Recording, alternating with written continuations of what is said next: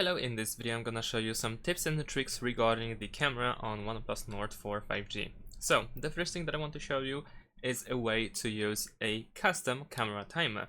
Because, by default, if you want to use the timer, we have three options. Of course, we can use no timer at all. It is then disabled. We can set it to 3 seconds or we can use 10 seconds. However, if you are in a situation where you want to use, let's say, something between 3 and 10 seconds, let's say 5 seconds, there is of course no timer for that. However, you can actually create a timer like this one, and all you need to do is use the interval shooting instead. So we want to enable this option. The number of shoots doesn't matter, it can be just as low as possible, so it can be 5. But you can change the interval. So if you set it to 5 seconds, then every 5 seconds you will take a photo until you make the selected amount. But you can pause at any point. So let's say I have set interval to 5 seconds, and now if I try to take the photo, then I have the 5-second countdown. So this is how we can create a custom camera timer. Now of course, when one photo is taken, it takes another one. Once again, there is a countdown, but you can press this button in the middle in order to actually stop the interval shooting.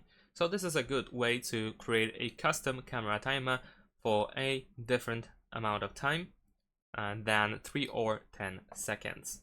So that's one thing. And the next thing that I want to cover is the macro photos. Of course, in the photo mode, there is no option to enable the macro photo mode or macro camera or something like this. However, there is actually a way to make some macro photos, and that can be done by using, for instance, the default photo mode, and then by using the zoom. So if you make a distance from the small object and your camera or your device, and then you zoom in, you can actually still make a pretty good quality photos. Of course, at first you'll need to try to get the sharpness of the image, but as you can see, I have 5.4 zoom, and the quality looks pretty good. So this is one of the ways to create actually the macro photos. There we go. I didn't turn off the interval, so let's wait 5 seconds, and there we go. So the quality is pretty good. There are lots of details, as you can see, and this is how we can capture a macro photo on this device. Now, another thing that you can do over here that might not be easy to find is the burst shot. Of course, in order to take the burst shot, by default, we want to press and hold your finger on the shutter button, and this is how it works here as well. So if you want to capture multiple photos at once, then this is how you can do it. Just press and hold for a specific period of time in order to capture multiple photos at once. However, it is also possible that instead, if you press and hold your finger on the shutter button, you record a video. So in order to actually be able to take the burst shot, you need to go to the top right corner, tap on these 3 lines, and then go to settings. And then in the settings, we want to scroll down to find touch and hold shutter button, and then switch to take burst shot. So this is how we can make burst shots on this device. And the next thing that I want to show you is actually in the settings one more time. So let's go back to the settings, and this time I want to show you the option that is called volume button action. And by default, if you press the volume button, you simply take a photo.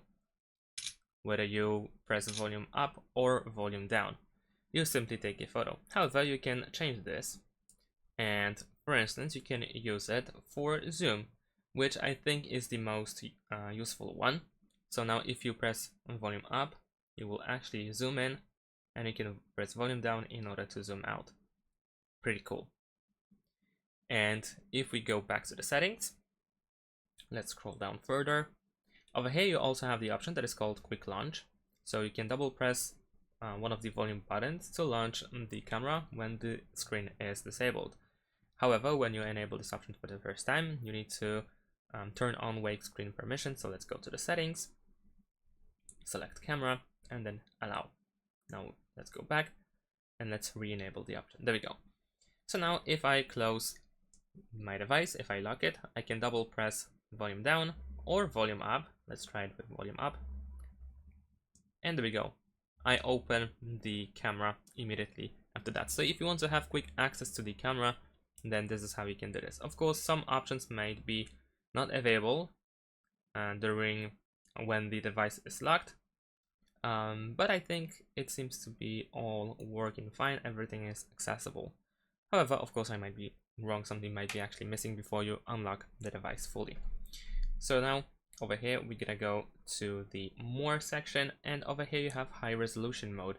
And this mode allows you to capture photos by using the 50 megapixel camera. So if you want to use 50 megapixel instead of, I think, 12, then this is how you can do this. And last but not least, you want to go to the video mode. And if you want to use stable, if you want to record stable, steady videos, then you want to use this icon over here. If you press it, then you will enable ultra steady. And if you shake the camera, there are not so many shakes visible on the screen compared to when this option is disabled. So if you want to have a steady motion, then this is how we can use it. However, as a drawback, we cannot use 4K resolution with this mode. And that's pretty much it. Thanks for watching. Leave a like and subscribe to my channel, and see you in my next videos. Bye.